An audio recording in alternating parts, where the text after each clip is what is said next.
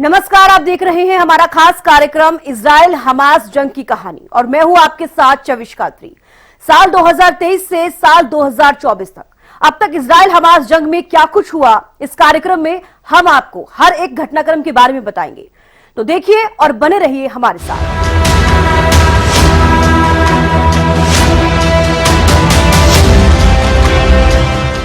साल 2023 में 7 अक्टूबर को कुछ ऐसा हुआ जिससे पूरी दुनिया दहल गई। जी हां, हम बात कर रहे हैं हमास और इजराइल के युद्ध की, जिसे कोई कभी नहीं भुला सकता। तो आइए जानते हैं कि आखिर क्यों छिड़ी ये जंग।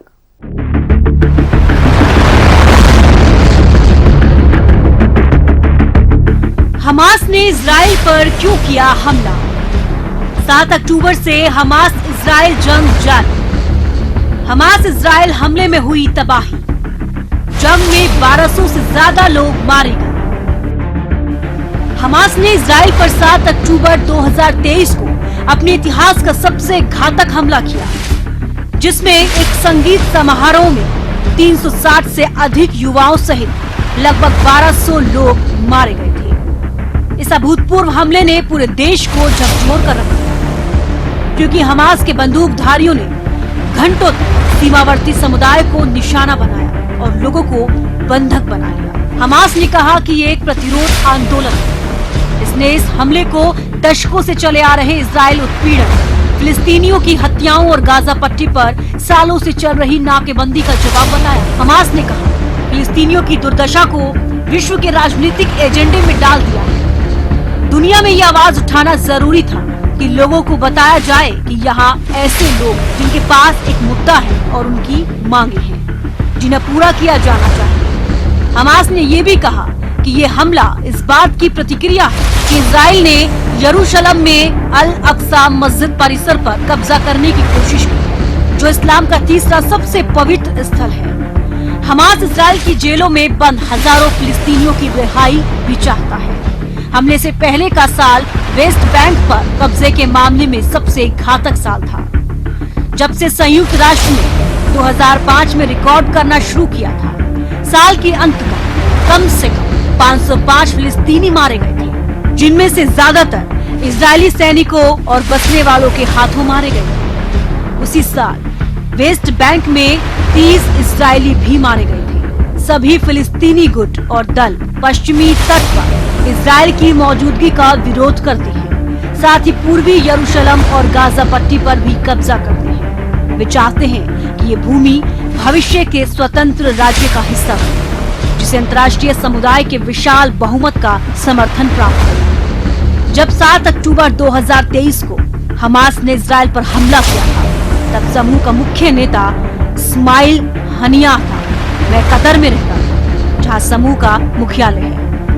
जुलाई 2024 में ईरानी राजधानी तेहरान की यात्रा के दौरान एक विस्फोट में हनिया की हत्या कर दी गई। उनकी जगह याहिया सिनवार को नियुक्त किया गया, जो 2017 से गाजा में हमास के नेता थे। सिनवार को अक्टूबर 2024 में गाजा में इजराइल रक्षा बल के सैनिकों ने मार गिराया। वे 7 अक्टूबर के हमलों का साजिश करता था और इजराइल का सर्वाधिक वांछित व्यक्ति था। सिनवार युद्ध के आरंभ में ही गायब हो गया और जिस आकस्मिक मुठभेड़ में वे मारा गया, उससे पहले ये माना गया था कि उसने संघर्ष के दौरान अधिकांश समय गाजा के नीचे सुरंगों में छिपकर बिताया था। युद्ध शुरू होने के बाद से हमास के कई अन्य शीर्ष कमांडरों को इजराइल द्वारा मार दिया गया।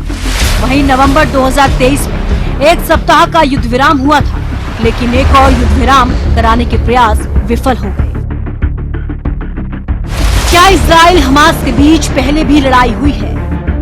अपनी स्थापना के बाद से हमास ने इजराइल में बमबारी, रॉकेट हमले और गोलीबारी की है, जिससे नागरिकों और सैनिकों की मौत हुई है। इजराइल ने गाजा में हमास और पूर्वी यरूशलेम व पश्चिमी तट में उसके ठिकानों के खिलाफ अभियान चलाए हैं, जिसमें उसके लड़ाके मारे गए। इस तरह के अभियानों में इजराइल ने कई फिलिस्तीनी नागरिकों को मार डाला है। दोनों पक्षों के बीच 2008 से 9, 2012 और 14 में कई बड़े संघर्ष भी हुए हैं।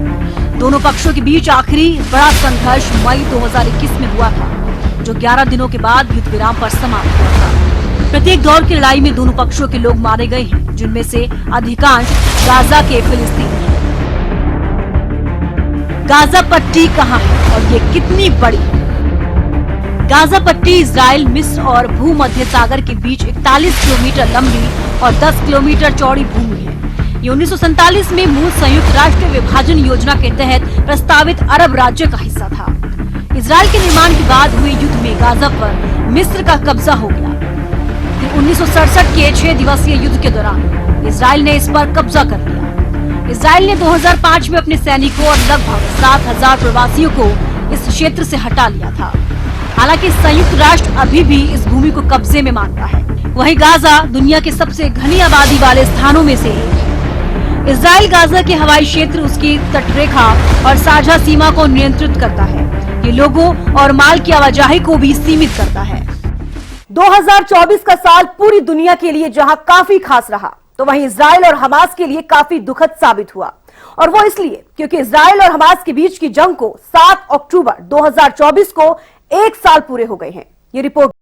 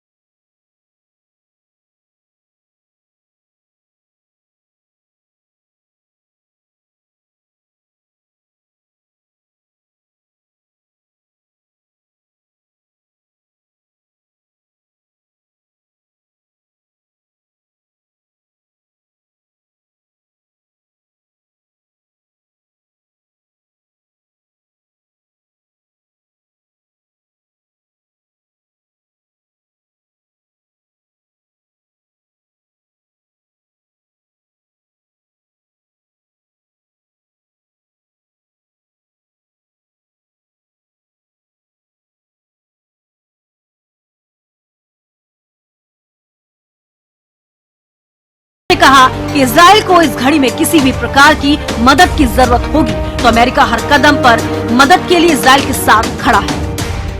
हमास के आतंकियों ने ठीक 1 साल पहले 7 अक्टूबर को इजराइल पर हमला किया था। आतंकी हमले के बाद इजराइल का पलटवार अब तक जारी है। तो चलिए आपको बताते हैं कि इजराइल और हमास के बीच जंग में अब तक क्या कुछ हुआ है।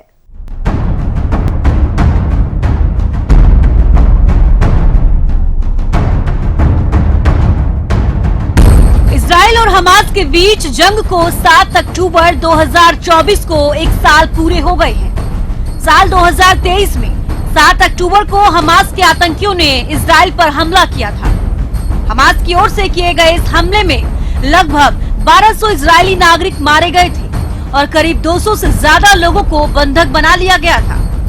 हमास आतंकियों के इस हमले के बाद इजराइल उबल पड़ा और बदला लेने की ठान ली। इसके बाद इजराइल का पलटवार ऐसा शुरू हुआ जो आज तक थमा नहीं है। बीते एक साल में गाजा की बात करें तो यहाँ इजराइल ने तकरीबन हर दिन हमले किए हैं। तो आइए जानते हैं इजराइल हमास की जंग में अब तक क्या कुछ हुआ। 8 अक्टूबर 2023 इजराइल ने हमास के खिलाफ जंग का ऐलान किया और गाजा पट्टी में ऑपरेशन आयरन स्वॉर्ड शुरू किया। 9 अक्टूबर 2023 इजराइल ने गाजा की घेराबंदी शुरू कर दी। बिजली, खाना पानी और फ्यूल सप्लाई रोक दी। 27 अक्टूबर 2023 इजराइल ने गाजा में ग्राउंड ऑपरेशन शुरू किया। हमास और उसके ठिकानों को नेस्तनाबूद करने के लिए उसके सैनिक टैंक के साथ गाजा पट्टी में घुसे। 15 नवंबर 2023 इजरायली सेना ने गाजा के अल शिफा अस्पताल पर धावा बोला। इजराइल की तरफ से कहा गया कि हमास ने अस्पताल में अपना ऑपरेशनल बेस बना रखा है। 19 नवंबर 2023 गाजा में इजरायली कार्रवाई के जवाब में हूतियों ने लाल सागर में जहाजों को निशाना बनाना शुरू किया। हूतियों ने इजरायली झंडे वाले एक जहाज को अपने कब्जे में ले लिया। 24 नवंबर 2023 इजराइल और हमास ने बंधकों की अदला बदली के लिए हुए समझौतों के तहत एक सप्ताह के लिए युद्ध विराम किया। इजराइल ने अपने एक बंधक के बदले हमास के 3 लोगों को छोड़ा। 4 दिसंबर 2023 इजराइल ने अपनी कार्रवाई का दायरा दक्षिणी गाजा के राफा तक बढ़ा दिया। 26 जनवरी 2024 इंटरनेशनल कोर्ट ऑफ जस्टिस ने इजराइल को आदेश दिया कि वे नागरिकों को निशाना बनाने से बचे। 1 अप्रैल 2024 सीरिया की राजधानी दमश्क में ईरानी दूतावास पर हवाई हमला हुआ। ईरान ने इस एयर स्ट्राइक के पीछे इजराइल का हाथ बताया। 13 अप्रैल 2024 ईरान ने जवाबी कार्रवाई करते हुए इजराइल पर मिसाइल और ड्रोन हमले किए। ये ईरान का इजराइल पर पहली बार सीधा हमला था। 7 मई 2024 इजराइल सेना अपने टैंकों के साथ राफा में घुस गई और मिस्र की सीमा से लगे गाजा क्रॉसिंग पर नियंत्रण कर लिया। 13 जुलाई 2024 दक्षिणी गाजा में एक इजरायली हवाई हमले में हमास की सैन्य इकाई का मुखिया मोहम्मद डेफ मारा गया। 31 जुलाई 2024 हमास की राजनीतिक इकाई का प्रमुख इस्माइल हानिया ईरान की राजधानी तेहरान में इजराइल के एक टारगेटेड हमले में मारा गया। 25 अगस्त 2024 इजराइल ने दक्षिणी लेबनान में हिजबुल्लाह के ठिकानों पर हवाई हमले किए। इस हमले में हिजबुल्लाह के कई रॉकेट लॉन्चर नष्ट हो गए। 17 सितंबर 2024 लेबनान में हजारों पेजर और वॉकी टॉकी डिवाइस में धमाके हुए। यह अपनी तरह का अनोखा हमला था जिसमें हिजबुल्लाह के 39 लड़ाकों की मौत हो गई और 3000 से अधिक घायल हो गए। 27 सितंबर 2024 इजराइल ने दक्षिणी बेरूत में हवाई हमले शुरू किए। ऐसे ही एक हमले में हिजबुल्लाह चीफ हसन नसरल्लाह मारा गया। 1 अक्टूबर 2024 ईरान ने हिजबुल्लाह चीफ हसन नसरल्लाह की मौत का बदला लेने की नीयत से इजराइल पर 200 के करीब मिसाइलें दागी। 3 अक्टूबर 2024 इजराइल ने नसरल्लाह के संभावित उत्तराधिकारी हाशिम सफीद्दीनी को निशाना बनाकर बेरूत में एयर स्ट्राइक की। यह अभी स्पष्ट नहीं हो पाया है कि सफीद्दीन इस हमले में मारा गया या जीवित है। हिजबुल्लाह के हसन नसरल्लाह और हमास के इस्माइल हानिया की मौत का जवाब देते हुए ईरान ने इजराइल पर मिसाइल हमलों के साथ जवाबी कार्रवाई की। ईरान ने इजराइल की तरफ 180 से ज्यादा मिसाइलें दागी। ईरान ने इसे हमास चीफ इस्माइल हानिया और हिजबुल्लाह चीफ हसन नसरल्लाह की मौत का बदला बताया है। वहीं इजराइल के प्रधानमंत्री बेंजामिन नेतन्याहू ने कहा कि ईरान ने बहुत बड़ी गलती कर दी है और इसे इसका अंजाम भुगतना होगा। 27 सितंबर 2024 को राजधानी बेरूत में हिजबुल्लाह के हेडक्वार्टर पर 80 टन बम से हमला किया गया था, जिसमें हिजबुल्लाह चीफ नसरल्लाह की मौत हो गई थी। 5 दिन में कैसे बेदम हो गया दुनिया का सबसे ताकतवर संगठन हिजबुल्लाह, देखिए।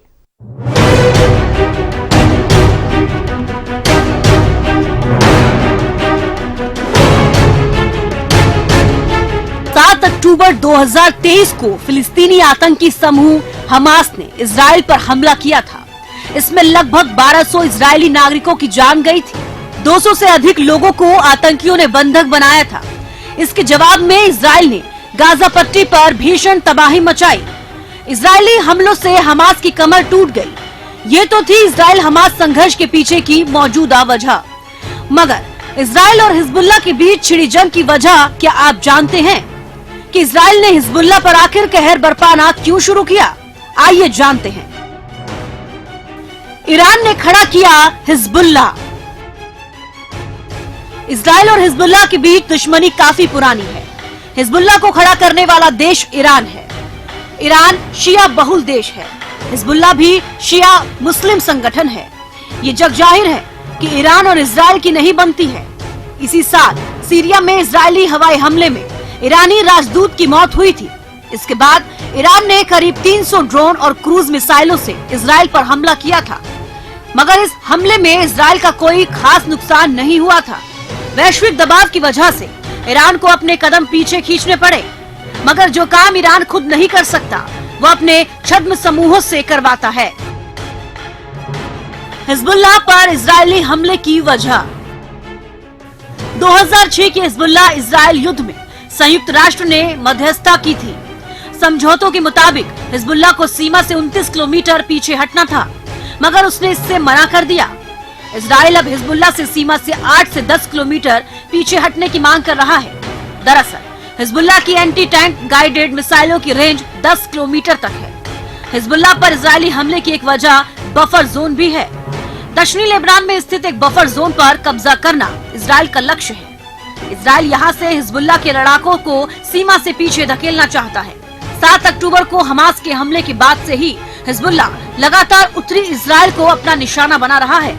हिजबुल्लाह का कहना है कि उसने हमास के समर्थन में इजराइल के खिलाफ हमले शुरू किए हैं। हमास के बाद हिजबुल्लाह को इजराइल सबसे बड़ा दुश्मन मानता है। पिछले एक साल में हमास के बाद अगर इजराइल को सबसे अधिक किसी ने नुकसान पहुंचाया है तो वह है हिजबुल्लाह। दोनों के संघर्ष में अब तक 600 लोगों की जान जा चुकी है। हालांकि इनमें से अधिकांश हिजबुल्लाह के लड़ाके हैं। हालांकि 50 इजरायली सैनिक और 100 आम लोग भी शामिल हैं। हिजबुल्लाह की वजह से उत्तर इजराइल में लगभग 60,000 लोगों को विस्थापन का सामना करना पड़ा। इजराइल को लगता है कि अगर हिजबुल्लाह का इलाज नहीं किया गया तो उत्तर सीमा पर मानवीय संकट और बढ़ सकता है। इस क्षेत्र में लोगों का शांति से रहना मुश्किल हो जाएगा। हिजबुल्लाह के खिलाफ इजरायली आक्रामकता की एक वजह उसकी ताकत है। दरअसल हमास के मुकाबले हिजबुल्लाह की ताकत काफी है। ईरान और रूस से उसे आधुनिक हथियार भी मिलते हैं। समूह में करीब 1 लाख लड़ाके होने का दावा है। इजराइल का मानना है कि हिजबुल्लाह के पास लगभग 1,50,000 रॉकेट और मिसाइलें हैं। इनमें से कई मिसाइलें गाइडेड हैं। खास बात यह है कि इनकी जद में पूरा इजराइल आता है। अगर इजराइल के हमलों को बारीकी से समझे तो इजरायली सेना का पूरा फोकस हिजबुल्लाह के हथियारों को नष्ट करना है। वो हथियार गोदामों को ही निशाना बना रही है। इसी साल जुलाई में हिजबुल्लाह के हमले में इजरायली कब्जे वाले गोलन हाइट्स में 12 बच्चों की मौत हुई थी। इजराइल ने इस हमले के जवाब में कार्रवाई की कसम खाई थी। इस घटना के बाद ही हिजबुल्लाह के खिलाफ तेज कार्रवाई की रूपरेखा बनी। इजराइल ने गोलन हाइट्स की योजना बनाने वाले हिजबुल्लाह कमांडर को भी ढेर कर दिया है। हिजबुल्लाह ईरान के नेतृत्व वाले गठबंधन का हिस्सा है। ये संगठन लगातार इजराइल को निशाना बना रहा है। यमन में हूती विद्रोही का ईरान खुला समर्थन करता है। हमास से संघर्ष के बीच हूती विद्रोही भी कई बार यमन से इजराइल पर अपनी मिसाइलें दाग चुके हैं। ऐसे में ईरान समर्थक गुटों को निपटाने में इजराइल जुटा है। कैसे पैदा हुआ हिजबुल्लाह? साल 1982 में इजराइल ने लेबनान पर हमला किया था। ये हमला फिलिस्तीन मुक्ति संगठन के हमले के जवाब में किया गया था। इजराइल ने बेरूत समेत दक्षिणी लेबनान पर कब्जा कर लिया था। मगर इस बीच सबरा और शतीला नरसंहार में करीब 3,000 फिलिस्तीनी शरणार्थी और लेबनानी नागरिकों की जान चली गई थी। इस घटना के बाद ईरान की मदद से हिजबुल्लाह का उदय हुआ। हिजबुल्लाह की वजह से पीछे लौटा इजराइल। दक्षिणी लेबनान और बेका घाटी पर हिजबुल्लाह का प्रभुत्व है। मौजूदा समय में वे दुनिया के सबसे शक्तिशाली मिलिशिया में से एक है।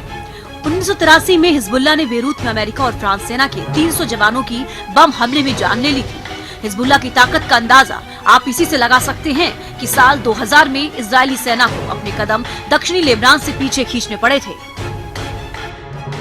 इजराइल हमास की जंग साल 2023 से चली आ रही है। एक साल से भी ज्यादा का समय हो गया है, लेकिन ये जंग अभी तक जारी है।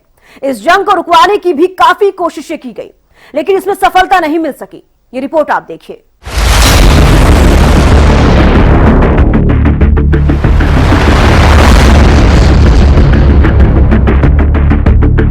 7 अक्टूबर 2023, समय सुबह करीब 7 बजे। इजराइल में फिलिस्तीनी सीमा के नजदीक स्थित किबुत्ज रीम शहर में आयोजित नोवा म्यूजिक फेस्ट में शामिल लोग पार्टी का जमकर लुत्फ ले रहे थे कि तभी अचानक गाजा पट्टी की तरफ से रॉकेट से हमला होता है। लोग कुछ समझ पाते कि इससे पहले हमास के आतंकी कार, बाइक और पैराग्लाइडिंग के जरिए वहां पहुंच गए और ताबड़तोड़ फायरिंग शुरू कर दी। बच्चे हो या बड़े, जो रास्ते में मिला उस पर गोलियां बरसाते हुए चले गए। इसके बाद छिड़ी जंग में इजराइल ने फिलिस्तीनी के खिलाफ जो कार्रवाई की, उसमें अभी तक हजारों लोगों की जान जा चुकी है। इस जंग को रुकवाने के लिए अभी तक जो कदम उठाए गए हैं वो कुछ इस तरह से हैं। संघर्ष विराम पर बनी सहमति। जंग रुकवाने की पहली कोशिश पिछले साल नवंबर में हुई, जिसमें कुछ हद तक सफलता भी मिली। जब नवंबर 2023 में एक हफ्ते के संघर्ष विराम पर सहमति बनी, 24 नवंबर 2023 को शुरू हुआ संघर्ष विराम लागू हुआ, एक हफ्ते तक चला। इस दौरान हमास ने इजरायली जेलों में बंद 240 फिलिस्तीनियों के बदले 80 इजरायली बंधकों को रिहा कर दिया, लेकिन युद्ध विराम ज्यादा नहीं चल सका और इसके बाद शुरू हुई जंग दक्षिण तक फैल गई। कतर में मध्यस्थता। दोनों के बीच युद्ध रोकने के लिए कतर ने भी मध्यस्थता की भूमिका निभाने की कोशिश की थी। अमेरिका के CIA निदेशक और कतर अधिकारियों ने कई दौर की बैठक की और बंधकों की सुरक्षित रिहाई के प्रयास किए, जिसके बाद गाजा मिस्र के बीच रफाह क्रॉसिंग से विदेशी नागरिकों को गाजा से सुरक्षित बाहर निकाला गया था। UN की कोशिश। संयुक्त राष्ट्र ने भी हमास इजराइल जंग को रोकने की कोशिश की। संयुक्त राष्ट्र महासचिव एंटोनियो ने हमास और इजराइल से तुरंत युद्ध रोकने का आह्वान किया। नवंबर 2023 में संयुक्त राष्ट्र सुरक्षा परिषद ने प्रस्ताव पारित कर मानवीय सहायता पहुंचाने को संक्षिप्त युद्ध विराम के लिए कहा, लेकिन इजराइल ने इसे मानने से इनकार कर दिया। अमेरिका, ब्रिटेन, फ्रांस की कोशिश। अमेरिका, फ्रांस और ब्रिटेन ने भी अपनी तरफ से युद्ध को रोकने की कोशिश की और हमास से बंधकों को तुरंत रिहा कराने का आग्रह किया ताकि बड़े युद्ध को टाला जा सके, लेकिन हमास इस पर राजी नहीं हुआ। लेबनान में खुला नया फ्रंट। युद्ध विराम की तमाम कोशिशों के बीच हूती से लेकर हिजबुल्लाह के लड़ाकों ने इजराइल के खिलाफ जब मोर्चा खोला तो जंग की आंच मध्य पूर्व तक फैल गई। तो आपने जाना हमास इजराइल की जंग के बारे में कि आखिरकार ये जंग क्यों छिड़ी और अब तक इस जंग में क्या क्या हुआ है। हमास इजराइल की जंग साल 2023 से शुरू हुई। तमाम कोशिशों के बाद भी साल 2024 में भी ये जंग नहीं रुकी। अब सवाल यही है कि ये जंग कब खत्म होगी। इसी के साथ इस खास कार्यक्रम में इतना ही। नमस्कार।